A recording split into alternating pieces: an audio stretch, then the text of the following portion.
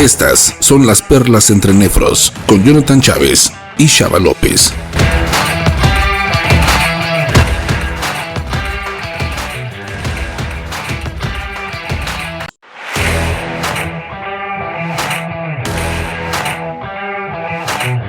Estas son las perlas entre nefros con Jonathan Chávez y Chava López.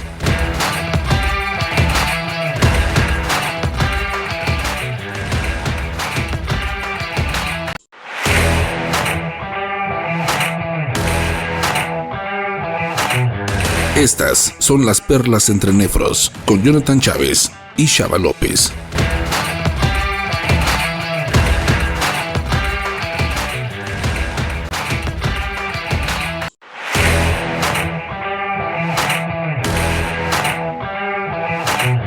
Estas son las perlas entre nefros con Jonathan Chávez y Chava López.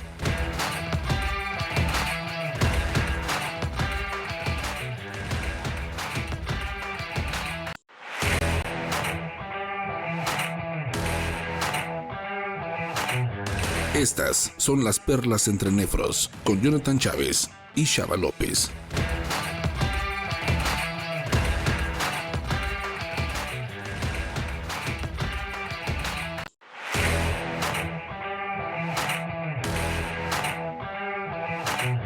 Estas son las perlas entre nefros con Jonathan Chávez y Chava López.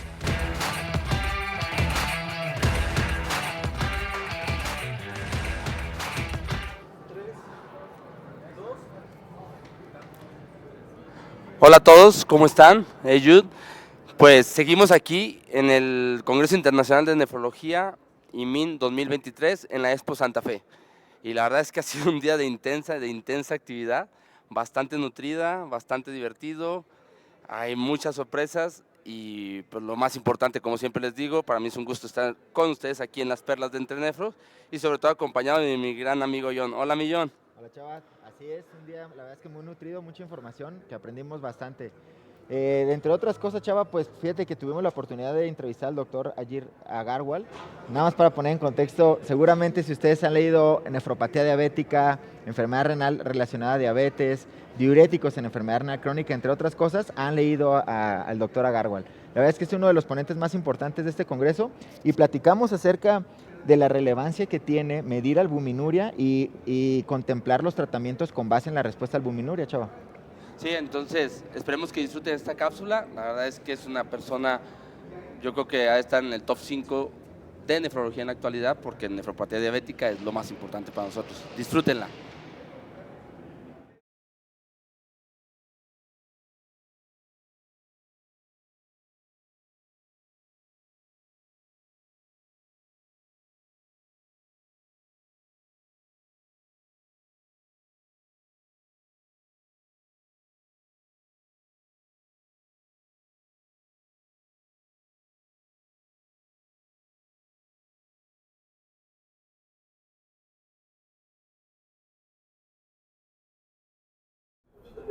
¿Qué tal amigos? En esta ocasión estamos en las Perlas de Entre Nefros y tenemos pues a toda una personalidad de la nefrología mundial.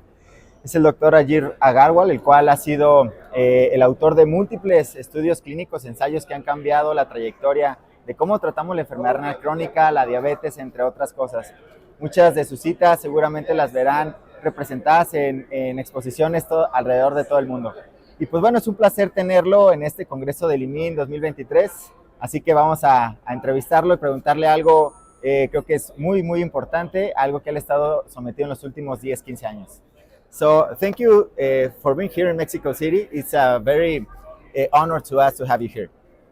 So, a very quick question. It's about the importance that have to measure albuminuria in people at risk of CKD, especially hypertension, diabetes, and what is the impact to those patients who has albuminuria to intend to treat those? Right.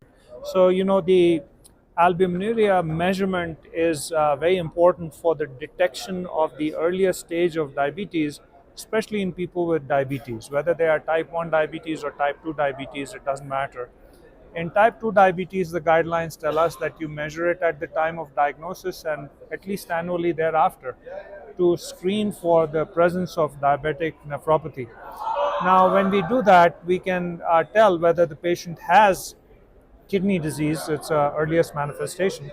And most of the people, if we survey, say, the entire country and ask how many people will be detected because of albuminuria, it'll be probably 3/4 of the people will be detected because of albuminuria and have a GFR more than 60. So those are people where people might say that they don't have kidney disease, but in fact they do because they have albuminuria. Second thing is the extent of albuminuria matters. So if they have more albuminuria, then that means that they have a rate of decline of kidney function is more in people who have more profound albuminuria.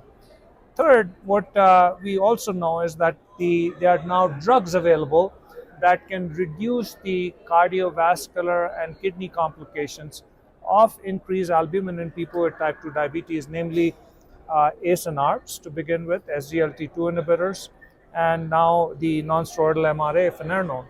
And finally, we have something on the horizon, which is FLOW trial, which is semaglutide that has been prematurely stopped. So there would be something. What we have shown more recently is that if you measure albuminuria after 4 months, you can actually see that it's in the mechanism of kidney protection in people with type 2 diabetes, at least with finerenone. What we show in this massive study of over 12,000 patients who had measurement of albuminuria at baseline and at 4 months, we find that if they have an improvement in albuminuria, they also have an improvement in kidney outcomes. And that accounts for more than 80% of the kidney outcomes and more than a third of the cardiovascular outcomes. And that's a big deal because you now for the first time are showing that albuminuria simply doesn't associate with outcomes, but it actually is in the causal pathway of the outcomes. Great. How about the cost benefit to measure albuminuria in young, healthy people? In general, healthy people, there's a little bit less data to support the measurement of albuminuria. Now, if you are screening for kidney disease, I think it would be valuable to look at urine analysis or dipstick proteinuria. If you have a person who is susceptible, who is at high risk of kidney disease, for example, type 2 diabetes or hypertension, it might be valuable to screen in them. But in the general healthy population, there wouldn't be much use because you wouldn't know what to do about it. This is a tricky question, but what would be more important, to try to slow the slope of GFR or reduce albuminuria? Well, they're two related things because if you can reduce the albuminuria, what we show is that you can actually prevent kidney outcomes. What we see is you have a 23% relative risk reduction with finerenone in people who are followed up to 4 years. Median follow-up about 3 years in the fidelity analysis. What we show is that in these people who have a 23% relative risk reduction, more than 80% of the kidney outcome is predicted by a short-term change in albuminuria. And we are not talking about slopes. We are actually talking about the rate of decline, about the doubling of serum creatinine, ESRD, or cardiovascular death. So we are talking about very specific things, not cardiovascular death, but death because of kidney failure. So that's the composite outcome that we use in fidelity. And we see that, more than 80% of this outcome can be accounted for by a reduction in albuminuria. So both are related. Reduction in albuminuria in the short term will translate to a kidney protection in the long term, account for a large proportion of it, and a significant proportion of cardiovascular protection as well. Thank you very much for Thank taking you. this interview. Most welcome. Nos vemos, amigos. Amigos, pues el doctor Agarwal está convencido. Yo creo que pues muchos de nosotros la gran relevancia de medir albuminuria, de indicar tratamientos por albuminuria e intentar su reducción. Ya se ha demostrado cómo a mayor magnitud de albuminuria probablemente los beneficios cardiorrenales sean los mismos, Chava. Efectivamente, y pues la realidad es que ese es el santo grial. Es la mayor epidemia. Afortunadamente, como todos sabemos, en los últimos años ha habido una revolución que favorece el tratamiento de la nefropatía diabética para mejorar ese pronóstico. Otro de los tópicos que son bastante importantes y se ha tocado en el Congreso muy bien, y que saben que a mí particularmente me gusta mucho, no es que tenga nada contra la tortilla, Jonathan, pero sobre todo por eso, pues tuvimos a dos grandes expertos, a la doctora Fabiola, que habla en muchos foros, es una, yo creo, de las principales exponentes en nuestro país sobre microbiota. De hecho, yo creo que contagió a Jonathan, porque a Jonathan también le gusta mucho la microbiota. Y también hablamos con el doctor Osuna, que está en el INER y está haciendo trabajos muy interesantes. Él habló sobre la nutrición en pacientes con terapia de sustitución renal crónica en cuidados intensivos. Espero que disfruten esta cápsula. Nos vemos al regreso. Hola a todos, continuamos en el Congreso Internacional de Nefrología en la Expo Santa Fe. Y pues ayer me acabé los manteles, antier los manteles, ayer los de lujo, ahora ya no sé qué voy a decir. Pero la verdad es que estamos muy complacidos. Acabamos de terminar una presentación bastante interesante dada por el doctor Iván Armando Osuna, que se encuentra actualmente en el INER, y pues estamos alegres de que nos esté acompañando. Y es un tema en particular interés, de hecho fue como mi primer tema después de que salí de la especialidad. ¿Qué hay de nuevo en nutrición en pacientes de terapia de sustitución renal críticos?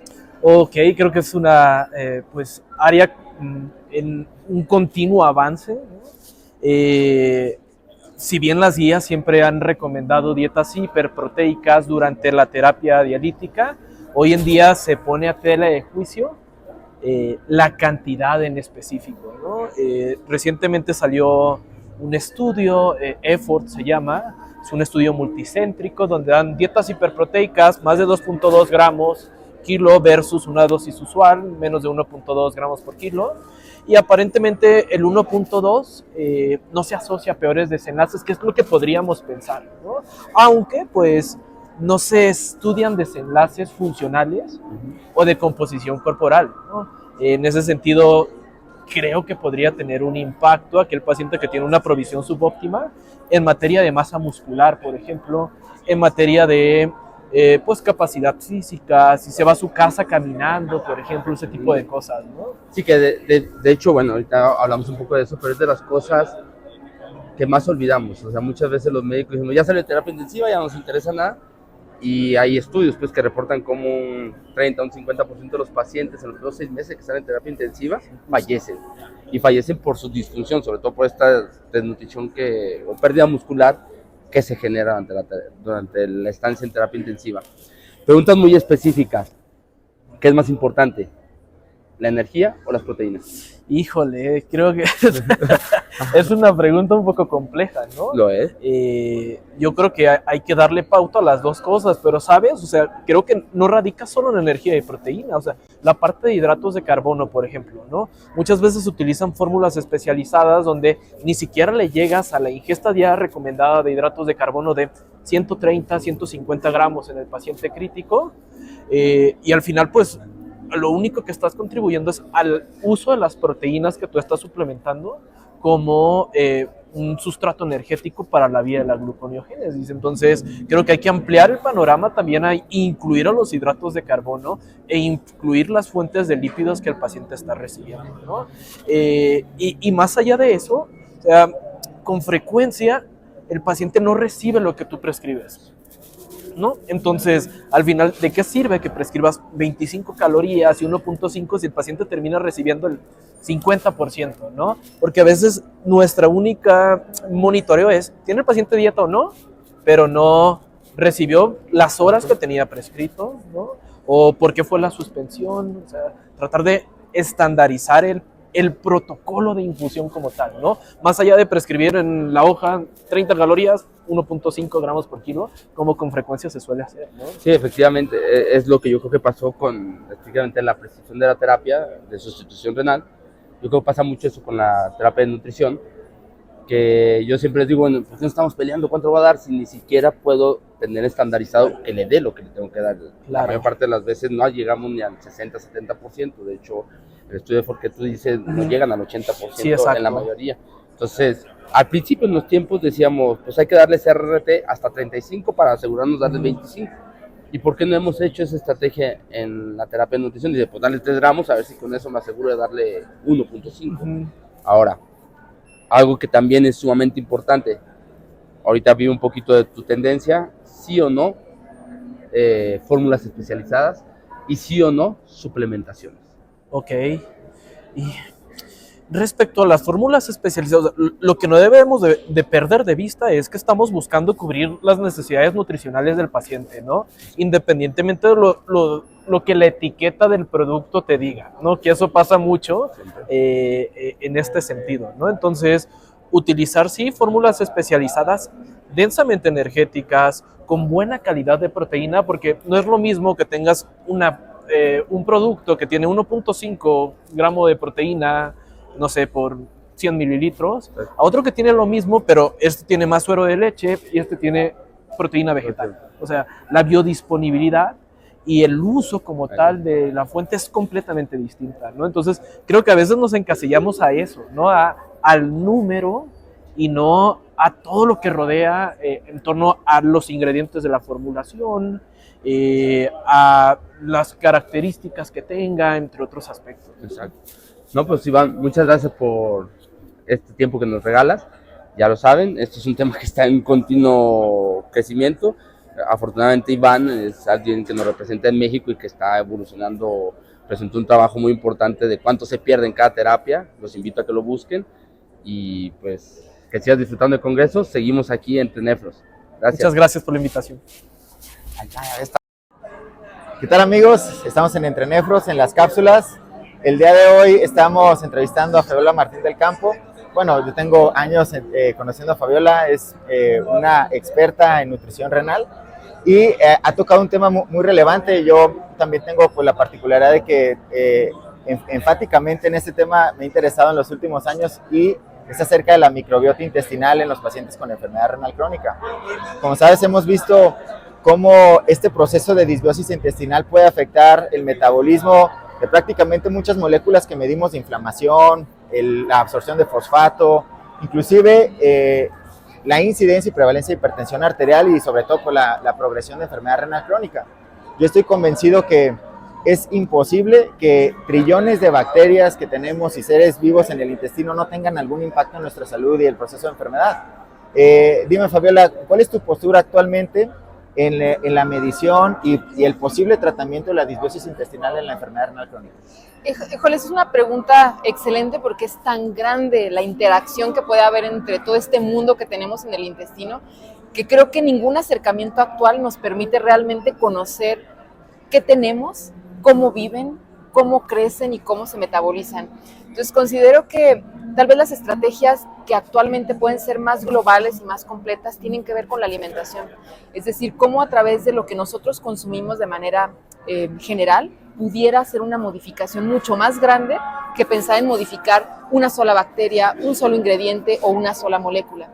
Entonces probablemente el futuro está más hacia una alimentación o una nutrición personalizada que nos permita impactar directamente sobre nuestro microbioma. Claro. ¿Tú crees, Fabiola, que el ambiente urémico del paciente con una enfermedad renal crónica puede ser moderada o avanzada? ¿Esto impacta en el desarrollo de disbiosis intestinal?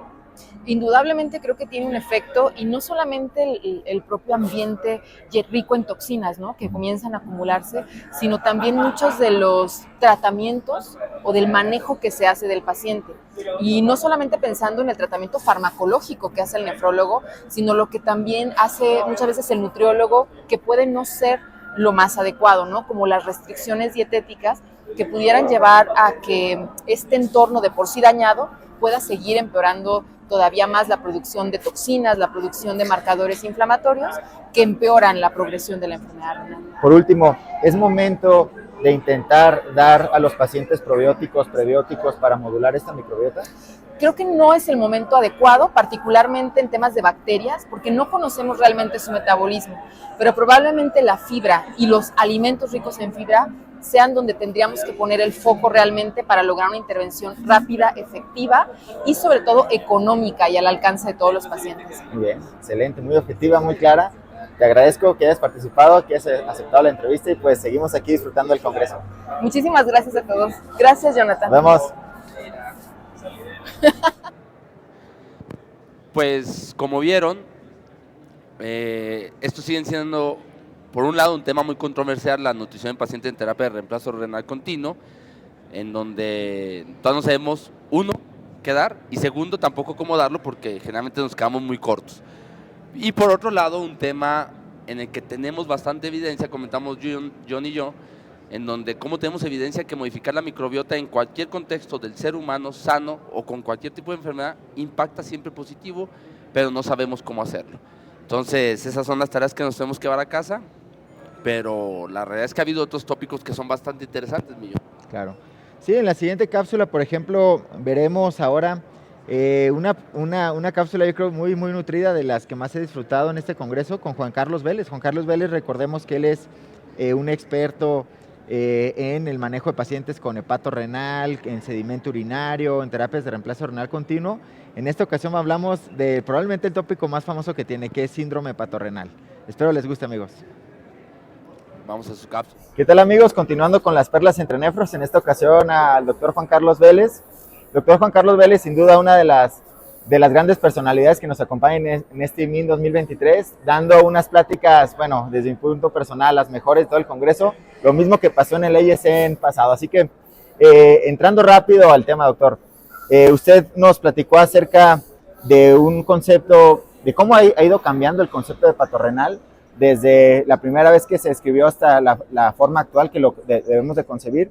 Y una de las cosas que a mí me parecen muy relevantes ha sido la forma de interpretar los marcadores urinarios, como por ejemplo en el ENGAL, el sodio urinario, y con ello ser una herramienta más para ir tomando decisiones. Cuéntenos un poco cómo usted ha notado esta transición. Sí, bueno, primero que nada agradecer, Jonathan, la invitación de estar aquí en el Congreso del Instituto Mexicano de Investigaciones Nefrológicas. Realmente estoy impresionado, excelente el Congreso en general, muy alta calidad de las presentaciones, y también estuve disfrutando los pósters ayer, muchachos jóvenes presentando trabajos muy buenos, tanto en nefrología clínica como básica también. Bueno, con respecto a tu pregunta, sí, no, yo he pensado siempre, mi intención en el campo hepatorrenal es ser como un perturbador del campo de hepatorrenal, porque ha estado básicamente repitiendo lo mismo a través de muchos años, ¿no? Y básicamente pienso yo porque ha sido dominado por hepatólogos que no tienen pues la visión que tenemos nosotros de lesión renal aguda, ¿no? Claro. Entonces, sí, inicialmente las primeras definiciones de hepatorrenal incluían un sodio urinario, pero progresivamente en el tiempo la fueron abandonando y les consideraron que no era importante, y sabemos pues que desde el punto de vista fisiológico ignorar un sodio urinario es ignorar lo que está pasando con el paciente, ¿no? Y al mismo tiempo se ha ido desarrollando el biomarcador ENGAL como en otros aspectos, en otros tipos de lesión renal aguda, y también obviamente ahora en hepatorrenal. Y como compartí ayer un poco, me parece que parece ser un examen que puede ayudarnos no solamente a diagnosticar, sino a determinar el fenotipo del paciente, pero no es un examen pues, que te va a decir sí o no, pero ahí está el asunto, ¿no? Interpretar el sodio urinario no solamente si es por encima o por debajo de 1%, sino qué tanto por debajo del 1%, puede ser 0.2 o 0.7, y eso puede ser importante en el manejo del paciente. Lo mismo con el valor de ENGAL y lo mismo con el valor de sedimento. Me parece que integrando esos tres elementos podemos interpretar lo que pasa con el paciente y determinar si este paciente es un paciente que se puede o no beneficiar de vasoconstrictores, que es realmente la pregunta clave, ¿no? Claro, claro. Bueno, no quiero desaprovechar la oportunidad para felicitarlo. Hoy salió el AJK del Core Curriculum de falla renal y falla hepática, las combinaciones. Usted es uno de los autores con sus imágenes, que esas imágenes las vimos ayer en las presentaciones. Sí. Bien, continuando con este tópico, rápidamente, elevar la presión arterial media con vasopresores, digamos, no importa el tipo, ¿es importante para todas las lesiones renales agudas asociadas a cirrosis o únicamente en hepatorrenal? Bueno, buena pregunta. Básicamente la evidencia viene en el campo de hepatorrenal, ¿no? Ahora, lo difícil es determinar con certeza que un paciente con cirrosis avanzada y lesión renal aguda, incluso con daño tubular o incluso con daño glomerular, no tenga en forma paralela una hemodinamia hepatorrenal fisiológica. Entonces, probablemente sí se beneficien. No se ha estudiado en forma sistemática o prospectiva, pero es una buena pregunta porque requiere, me parece, ser examinada, ¿no? De que cualquier paciente cirrótico descompensado con falla renal de alguna manera se puede beneficiar de la elevación de la presión arterial Incluso media. como comentan, lo que tienes todo el diagnóstico, porque para excluir hepatorrenal necesitas muchas cosas que muchos de esos criterios, lo comentó bien ayer, son a veces, digamos, irrelevantes para en el momento que quieres iniciar un tratamiento. A lo mejor sería prudente iniciar, subir presión arterial media en lo que tienes el diagnóstico, ¿no? 1 o 2 días más. Así es, así es. El asunto está tomar una actitud proactiva de iniciar el tratamiento con una sospecha clínica y iniciarlo e implementarlo con un objetivo claro de elevar la presión arterial media. El asunto está que tenemos que, de todas maneras, marcar una línea en la cual tampoco recomendar que se arranque a todos, Claro, ¿no? claro. Y a ver el que mejora. Porque estos medicamentos son beneficiosos, pero también tienen efectos adversos. Sabemos que terlipresina ha sido recién aprobada en Estados Unidos y en Canadá a un costo muy alto, entonces tampoco es que vamos a ignorar el costo de un medicamento y que está asociado a falla respiratoria, etcétera. Entonces, justo es lo que hemos estado discutiendo los últimos meses con colegas en el tema de que hay una intención de ser, vamos a que trate a todo el mundo y el que mejora ya sabemos que es hepatorrenal. Me parece que eso no es lo más prudente. Perfecto. Por ejemplo, iniciar norepinefrina intravenosa en cuidados intensivos no es una cuestión tan sencilla como darle una pastilla de acetaminofén a un paciente, ¿no? Entonces, pero sí, a cierto punto uno tiene que interpretar la presentación clínica y determinar que en este paciente es razonable iniciar el tratamiento aún no teniendo el 100% del diagnóstico el día de hoy, y iniciarlo, ¿no? En esos pacientes. Por último, esta postura es simplemente una idea, a ver cómo la califica aquí. Un paciente con hepatorrenal, con ascitis a tensión grado 2 o 3, ¿qué tal diálisis peritoneal? ¿Es continua? ¿Alivia la ascitis? ¿Alivia factores inflamatorios inclusive? ¿Qué tal mal está esta idea de pensamiento? Bueno, no está mal, y seguro que ahora cuando tenga mi presentación más tarde de diálisis en pacientes críticos y cirrosis, por ahí alguna persona me va a preguntar, porque estamos en la Ciudad de México, que es el país número 1 en diálisis peritoneal, ¿no? El estudio ADEMEX estuvo acá y ustedes tienen mucho más experiencia de la que tengo yo en diálisis peritoneal. Hay ciertos trabajos de diálisis peritoneal que han demostrado utilidad en pacientes particularmente que no estén pues, necesariamente en ventilador mecánico con vasopresores. Para los pacientes que están en piso se ha utilizado la diálisis peritoneal, como usted sabe, el riesgo de la hipogluminemia. En cuanto a la ascitis, claro, también existe el problema de que existe un poco digamos, de que la fuga del fluido a través del catéter por la tensión de ascitis. Claro. Sí, me parece que, como digo, mi principal limitación es que no tengo experiencia práctica. Yo no he manejado pacientes cirróticos con diálisis peritoneal. Tenemos colegas en mi departamento con más experiencia y ellos reportan pues muchos problemas con la hipoglucemia y con el escape del fluido, ¿no? Pero me parece que es algo que debe ser estudiado. Claro. No me parece que la última palabra está dicha en ese caso. Excelente. En el peritoneal. Muy claro, muy objetivo. Le agradezco mucho aceptar la entrevista y aquí seguimos en contacto. Disfruten del... Así que Juan Carlos Vélez, pues creo que nos hizo un resumen rápido de recomendaciones difíciles de comentar. Afortunadamente, hepatorrenal sigue siendo un tema de mucha controversia, un montón de preguntas relevantes para el manejo que siguen en el aire, pero creo que la buena noticia es que desde hace algunos años a la fecha ha venido un renacimiento de los nefrólogos manejando hepatorrenal, que eso antes no existía. Sí, y pues es un tema que no vemos tan frecuente, pero cuando lo vemos representa un verdadero reto diagnóstico. Poco a poco, de a centímetro, le vamos mejorando el pronóstico a estos pacientes. Y pues como no todos son las sesiones, las grandes personalidades, sino que de donde nacen el semillero de los futuros grandes nefrólogos, pues al final de cuentas son los trabajos libres y los postes. Y como ya saben, tenemos el gusto de tener como corresponsal a un compañero de otro podcast que es Medicina de Impacto, Aldo Jiménez, el cual hizo la revisión de los trabajos libres de esta ocasión. Y como bien lo conocen, nuestro corresponsal de la Copa IMI, que nos trae muchas buenas muchas sorpresas. el doctor Manuel Márquez. Esperemos disfruten esta siguiente cápsula, que es un poco más social. Regresamos. Hola, ¿qué tal? Buenos días, buenas tardes a todos. Otra vez aquí Aldo Jiménez de Medicina de Impacto por Medscape en español. Este es el segundo reporte de los trabajos libres. El día de ayer comentamos 3 estudios y el día de hoy les tengo 4 estudios que captaron mi atención.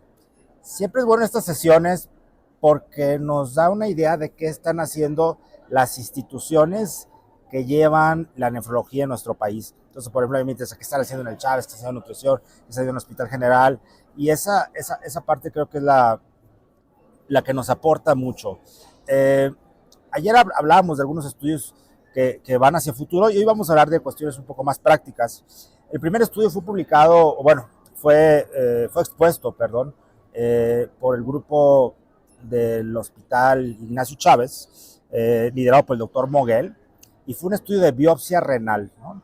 En ese estudio de biopsia renal en pacientes con enfermedad renal crónica, el título del estudio se llama Seguridad de la biopsia renal en enfermedad renal crónica. Y bueno, todos nos da un poco de frío biopsiar a estos pacientes que tienen los riñones más pequeños, ¿no? Estos pacientes que tienen enfermedad renal crónica con mayor hipertensión, con anemia. Y los criterios de definición fueron los de CADIGO, tasas de filtrado menos de 60 por 3 meses y que tienen alteraciones estructurales del riñón. Y bueno, en estos pacientes que fueron biopsiados, lo que buscan es si había más complicaciones o no. Y la realidad es que la tasa de complicaciones fue exactamente, o no fue significativa. En pacientes con enfermedad renal crónica fueron 28% y 22% sin enfermedad renal crónica. Lo que sí me llamó la atención es que hasta casi un cuarto de los pacientes tuvieron una muestra insuficiente, pero también en un cuarto de los pacientes sí modificó el tratamiento. Entonces, creo que el biopsiar a estos pacientes sí es posible y nos puede cambiar el tratamiento. Entonces, cambia este dogma de no biopsiar a estos pacientes. Y me gustó que comentaron un póster que estuvo en el ASN ahora en Filadelfia. En este comentaron sobre 25 pacientes con riñones pequeños, ¿no? Riñones de menos de 8 centímetros, y tuvieron solamente en estos 25 pacientes que biopsiaron 5 complicaciones, y fueron complicaciones entre hematomas y hematuria, o sea, nada del otro mundo, y comentaron que cambió el manejo hasta en el 64% de los pacientes. Entonces creo que estos 2 estudios nos aportan en qué podemos hacer con la biopsia de nuestros pacientes con enfermedad renal crónica y con riñones pequeños, y darnos un poco más de seguridad y sí buscar si nuestro paciente no tenemos alguna otra situación para buscar cambiar el manejo, creo que es importante. El otro estudio que me llamó la atención fue un estudio por parte del grupo de nutrición por el doctor Juan Carlos Ramírez, y fue sobre el hiperparatiroidismo, los efectos del hiperparatiroidismo en la función renal e histológica del injerto. Entonces, no sabemos si hay una asociación o causalidad entre los niveles elevados de PTH que realmente nos afecten la función del injerto. Y esta fue una cohorte retrospectiva de 325 receptores de trasplante renal del instituto, en donde se siguieron por un alrededor de 4 años y llevaron 2 definiciones de PTH elevada, una antigua que era Kadoki con más de 300 de PTH y la otra según CADIGO que es más de 9 veces el límite. Y esto encontraron en estos pacientes que la verdad es que no había por biopsia mayor fibrosis en aquellos que tenían pretrasplante hiperparatiroidismo versus en los pacientes que tenían niveles de PTH más bajos de lo aceptado. Lo mismo ocurrió no solamente en la biopsia de fibrosis tubulointersticial, sino también en la función del injerto, no hubo diferencia. Entonces la conclusión del estudio fue que el hiperpara previo al trasplante no se asoció a desarrollar fibrosis o atrofia tubular, ni tampoco al deterioro del filtrado glomerular. Entonces ese fue el segundo estudio que quería comentarles. Hay un tercer estudio que también me llamó la atención, que fue hecho por el Hospital General, y es sobre el papel pronóstico de las lesiones tubulointersticiales en nefritis lúpica. Normalmente nos enfocamos en el glomérulo, en la nefritis lúpica, y se dieron la tarea de revisar de forma retrospectiva en el Hospital General biopsias de 2017 a 2023 que incluyeron a 80 pacientes, los cuales el 100% tenían lesiones tubulares y tenían una nefritis lúpica proliferativa. Aquí buscaron dos variables, una era si había tubulitis y la otra era un score de Hill o índice de Hill que yo no conocía, en donde querían revisar si había una asociación pronóstica tanto en tasa de filtrado glomerular y proteinuria. Y lo que se encontró es que la tubulitis y el índice de Hill correlacionan negativamente con el filtrado glomerular a 6 y 12 meses, y la correlación fue un poco más modesta con la proteinuria, ¿no? Entonces, con eso les termino de comentar los 3 estudios que llamaron mi atención de los trabajos libres dados por los hospitales de nutrición, cardiología y el Hospital General. Gracias, un gusto estar con ustedes de nueva cuenta. ¿Qué tal, amigos? Buen día, Chava, buenos días, Jonathan. Estamos aquí en el tercer día del Congreso Internacional IMIL 2023 y pues bueno, las actividades comenzaron muy temprano, desde el día de ayer con los cuartos de final y en la mañana tuvimos la semifinal de la Copa IMIL, donde tuvimos los enfrentamientos. Por un lado, el Instituto Nacional de Ciencias Médicas y Nutrición se enfrentó contra el Centro Médico Nacional Siglo XXI, donde desafortunadamente sufrieron de manera coloquial, por decirlo, una goliza los de nutrición. El Centro Médico Siglo XXI resultó ganador en esta ronda y fue el primer participante que llegó a la final. Y en el otro enfrentamiento tuvimos a los compañeros del Hospital General de México contra los compañeros del Hospital General de Morelia, en el cual el Hospital General de México pues resultó vencedor también con una apabullante puntuación. Entonces el día de mañana, amigos, no se pierdan la final de la Copa IMIL, la cual va a presentarse a las 8 de la mañana, donde vamos a tener el enfrentamiento de los residentes del Centro Médico Siglo XXI con los compañeros del Hospital General de México. Este enfrentamiento el año pasado se dio en la primera ronda. En esta ocasión, en el año pasado, los residentes del Hospital General de México vencieron a los del Siglo XXI y pues veremos quién resulta ganador en esta segunda competencia de la Copa IMIL. Y bueno, también para invitarlos, para todos aquellos que tienen la oportunidad o tuvieron la oportunidad de pasar a los pósters el día de ayer, el día de hoy pues tenemos también algunos pósters muy interesantes. El día de hoy se abordan algunos temas diferentes, como son los de lesión renal aguda, los de intervencionismo y un bloque muy importante y muy grande de trasplante, donde los invitamos a conocerlos. Y también recuerden que el día de mañana se darán las premiaciones para los 3 pósters que resulten ganadores. Y pues bueno, nuevamente muchas gracias a todos, gracias por escucharnos en Entre Nefros. Pues como ven, ya nos comentó Aldo que habrá que ver qué es lo que pasa. Estos ya fueron estudios un poco más clínicos, más que translacionales como los que se hablaron ayer. Y pues ya les dijo Manuel Márquez las sorpresas que hubo. Y pues mañana hay que esperar los resultados de esta gran final. Es una final capitalina de 2 instituciones, una de los servicios de salud y otra del Seguro Social. Pero pues vamos a ver qué es lo que pasa. Pero como les decía, no todo es esto, existen otras prácticas o otros objetivos dentro de los congresos, Millón. Exactamente. Afortunadamente tuvimos gran participación del SLAN, la Sociedad Latinoamericana de Nefrología y Hipertensión. Vino un grupo nutrido, específicamente sus dirigentes, el presidente, secretarios. Y la verdad es que me da mucho gusto, Chava, haber visto cómo el SLAN ha crecido bastante en los últimos años. Aparte de darnos mucha visibilidad a México en especial, creo que nos tienen un gran aprecio, dan mucho valor a la nefrología mexicana. En esta ocasión vinieron a presentar un libro que pues tiene la finalidad de ampliar el conocimiento, sobre todo en los ámbitos de nefrología. Así es, además pues es una directiva para el nivel de sociedad muy joven, muy joven, que incluso hasta la estilización o el rejuvenecimiento del logotipo. Exacto. Entonces vamos a estas cápsulas y nos vemos ahorita que regrese.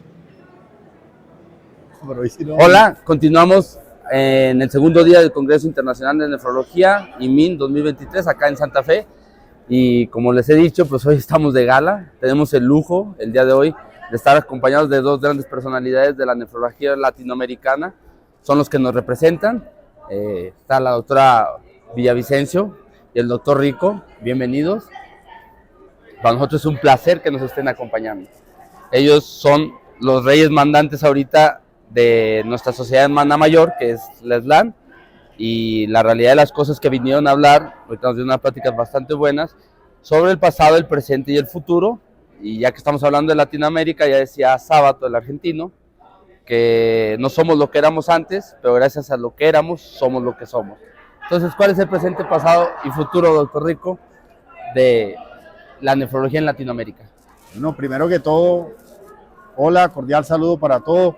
Felicitarte por este espacio, felicitar a IMIN por este magnífico congreso. De verdad que estamos muy gratamente, no sorprendidos porque la IMIN siempre ha hecho unos congresos muy buenos, sino gratamente emocionados por el espacio que nos han abierto y permitirnos que la SLAN esté y haga parte de la IMIN.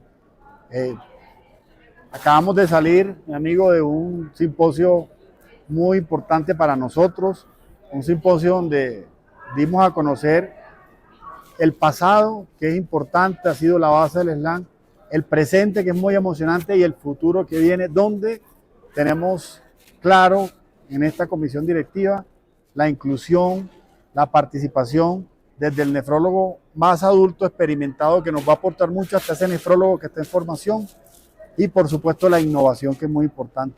Y cuento, gracias a Dios, con un importante equipo. Aquí está mi querida colega, pero más que colega, amiga, es la doctora Vanessa Villavicencio, quien está en la Secretaría de la SLAN. De verdad, excelente este espacio que nos permite compartir contigo. No, para nosotros es un gusto, más porque la doctora Villavicencio va a hablar del impacto de los jóvenes pues, en la nefrología latinoamericana, pero ustedes los pueden ver, ellos son bastante jóvenes, y lo podemos percibir porque son muy activos en redes sociales, en Twitter, ahora X.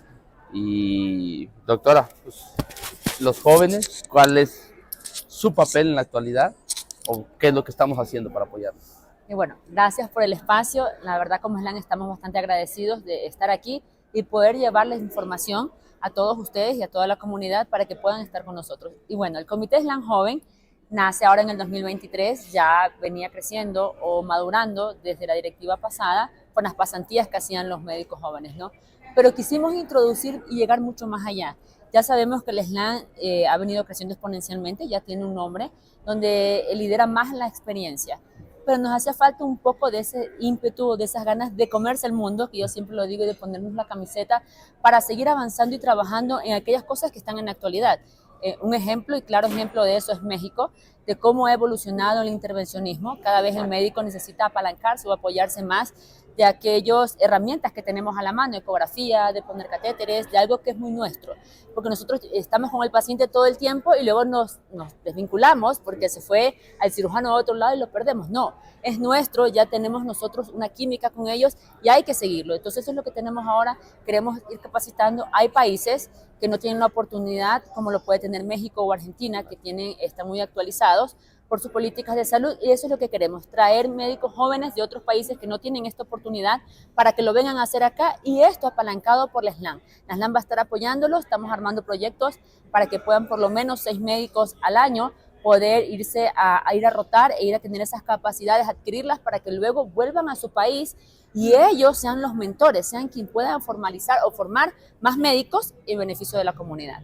Sí, que de hecho yo les voy a comentar, ella no lo comenta, pero me enteré por ahí que estuvo en una estancia formativa en Guadalajara. Sí. Pero lo que me enteré no es eso, sino que a su regreso hizo un cambio de práctica en su país y eso es lo que vale la pena. La realidad también, pues yo estuve becado y eso yo creo que sentirnos apoyados cuando eres joven, cuando eres residente, por las sociedades y tener ese apoyo que sea económico o sea de espacios, pues la verdad es que sí te cambia mucho y al menos te motiva mucho a dar lo mejor de ti. Les agradecemos mucho que nos hayan acompañado. Un mensaje, ustedes son los reyes de acá. Todos somos SLAN. Y los invitamos a que se unan a este gran proyecto. Tiene muchísimos beneficios, ya las van a ver colgados en las páginas. El doctor le va a decir un poquito de los beneficios antes de terminar esto. Sí, claro. Y sí, perdón, quiero agradecerle a Guadalajara por haberme recibido. La calidad que tienen ustedes, los mexicanos, es increíble. La verdad, yo me sentí como en mi casa. No extrañé la calidez de Ecuador, así que gracias por eso. No. Entonces, el doctor, para que nos diga un poquito de cuáles son los beneficios de ser socio. Bueno, definitivamente la SLAM viene creciendo y ser socio del SLAM es un privilegio que tenemos que aprovechar. Ser socio del SLAM implica participar activamente en los comités, tener derecho a participar en las pasantías, en las becas, que eso va a crecer, como decía Vanessa, tener derecho a descuentos en los cursos, participar también en el reconocimiento, acreditarse como FSLAM y también con los acuerdos que se están firmando con otras sociedades importantes a nivel mundial, también tener acceso a membresías y a los beneficios de otras sociedades, como por ejemplo la Sociedad Europea de Nefrología, la ERA, o por ejemplo la Internacional, y otras sociedades con quienes estamos trabajando. Son muchos los beneficios y realmente hemos pensado en ustedes. Las membresías de nosotros son membresías muy, muy económicas, por lo cual ojalá pertenezcan a la SLAM. Sí, definitivamente tienen que inscribirse y espero los entrevistaremos nuevamente en algunos meses en Argentina, en Internacional. Saludos, seguimos entre Nefro. Ahí quedó. Hola a todos, pues continuamos en las actividades del Congreso Internacional de Nefrología en la Expo Santa Fe y pues no todo es pláticas, talleres, Copa IMIN, sino que la realidad de las cosas es que este es un foro que sirve para otras actividades, entre ellas pues, las académicas, y pues, estoy acompañado del doctor Carlos, un amigo, radica actualmente en Puebla, y que siempre ha sido un impulsor de la academia y del conocimiento nefrológico a varios niveles, y viene a platicarnos un poquito de su nuevo proyecto. Hola, ¿cómo estás, Carlos? Salvador, gracias, te saludo. Pues mira, te agradezco el espacio. Pues igual voy a decir que Salvador y su equipo pues, están haciendo un gran trabajo de difusión y te lo celebro y te lo felicito. Pues mira, ya sabes que las necesidades en entrenamiento, en educación sobre enfermedad renal, bueno, lo hemos visto en todas las pláticas. Es la cuestión que todos debemos saber más del riñón, de la insuficiencia renal, de las enfermedades que provocan insuficiencia renal, pero hay también otros segmentos, además del estudiante, que deben saber nefrología. Nuestra mano derecha, pues, son las compañeras y compañeros de enfermería. Y a veces sí tenemos la enseñanza del pregrado, pero cuando ya tienen que salir a una unidad de hemodiálisis, hay médicos generales que trabajan en unidad de hemodiálisis y hay enfermeras, y ahí viene el sopetón. Porque tú quisieras un material que te lo pueda entender tanto el médico recién egresado, un estudiante en el pregrado y pues los compañeros y compañeras de enfermería. Por eso pues quisimos darnos a la tarea. Nosotros tenemos un diplomado también ya para entrenar a personal. Justo lo que hicimos fue una necesidad propia. Primero hacerlo oficial para entrenar a nuestro propio personal y ahora lo hemos extendido. Y de ahí surge la necesidad de tener pues, nuestro libro base y es este. ¿Cómo la ves? No, perfecto. A ver, platicamos un poquito de ese proyecto. Pues el libro surgió por la necesidad de esto de entrenamiento y de tener un libro base para los estudiantes. Pero yo en mi caso pues soy profesor de la UDLA, de la UAP, allí yo soy de Puebla, y pues siempre tenemos la cuestión de qué libro base, qué leo, a dónde me voy, y pues siempre había la cuestión, pues vamos a armar un libro. En este libro muchas personas que están aquí en el MIM participan, pues gente que tú conoces desde la doctora Carmen Ávila, Juan Manuel Mejía Vilet, Juan Carlos Ramírez, muchos que ya entrevistaste acá, y pues nos dimos la tarea de conjuntarlo como en 2 años y medio también, gente que está en Canadá, no sé, por ejemplo, Meraz, y personas de Chile y Argentina. Entonces, de estos, y tuvimos el honor de que nos dieran aval la MENARC, que es la Asociación Mexicana de Enfermería Nefrológica, el SLAM, como ya conocemos, y el Colegio de Nefrólogos de México. Y además está editado por McGraw Hill, que eso habla muy bien del libro. Yo tuve la oportunidad en estos días de darle una ojeada y la verdad que sí se me hace una gran oportunidad. Sobre todo pues tengo la fortuna de conocer varios programas de formación básica, por así decir, que es médicos generales, y pues salvo en las grandes ciudades manejamos o manuales propios y eso. Entonces yo creo que tendremos que estandarizar el conocimiento y sin duda es una gran opción. Carlos, sí, muchas gracias, te deseamos todo el éxito. Al contrario, a ti, síganla pegando duro, ¿no? Y arriba el IMIN. Seguimos entre Nefro. Te lo agradezco. Pues como vieron en las cápsulas, la verdad es que sí es importante formar parte de las sociedades La particular de la que estamos hoy hablando, que es el Instituto Mexicano de Investigaciones Nefrológicas, el IMIN, también pueden ser. Hay que acercarse, sobre todo los que son residentes, porque tienen ciertas oportunidades al SLAN, al ISN y a todas estas sociedades. Y pues los que son encargados de la enseñanza a otros niveles de la medicina, pues tomen en cuenta el libro. Seguiremos, vamos a la mitad del día 3. Esto ha sido bastante divertido, bastante cansado también, pero pues vamos a seguir la otra mitad. No olviden, mañana el en vivo será de 1:30 a 2:30 más o menos. Esperemos contar con su presencia y pues mientras tanto por hoy, Millón. Sí, pues a seguir disfrutando de lo que queda del Congreso. Hay todavía unas buenas pláticas, póster, revisar todo. Y pues bueno, nos vemos mañana por aquí.